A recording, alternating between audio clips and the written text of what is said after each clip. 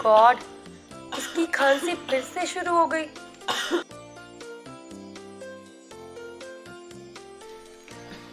पिछले 1 घंटे में मैं इसे 4 बार कफ सिरप पिला चुकी हूँ, पर इसकी खांसी एक ही रुकने का नाम ही नहीं ले रही।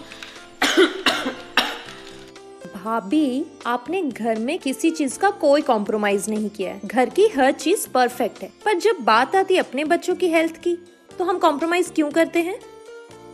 ये ऑर्डिनरी कफ सिरप छोड़ो और ट्राई करो कीवा कोल्ड एंड कफ सिरप, जिसमें है वसाका, मुलेठी और कांताकारी के खास गुण, जो बाहर के पॉल्यूशन और बदलते मौसम में भी हमारे परिवार को स्वस्थ रखता है।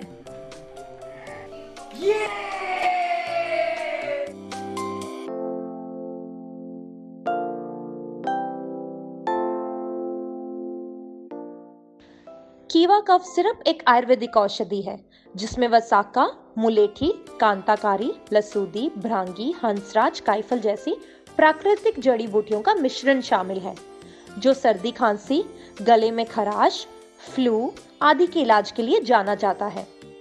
कीवा कफ सिरप में बाकी कफ सिरप्स के जैसा कोई ऐसा पदार्थ नहीं है जिससे आपको नींद आती है। पारंपरिक विधि से तैयार कीवा कफ सिरप एक एलर्जी विरोधक है। कीवा कोल्ड एंड कफ सिरप, जो कसे खांसी और जुकाम की लगाम।